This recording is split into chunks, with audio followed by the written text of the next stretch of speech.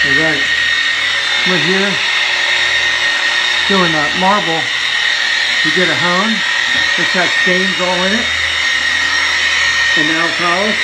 I don't have a before picture, but you can see the shine on that.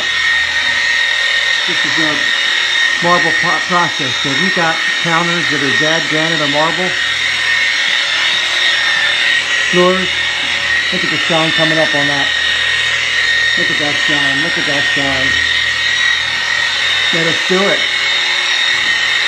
This lady, good customer, she's moving out of her house, she's selling it. So we're restoring all her hard and soft surfaces. And this, we just did 7 different sinks.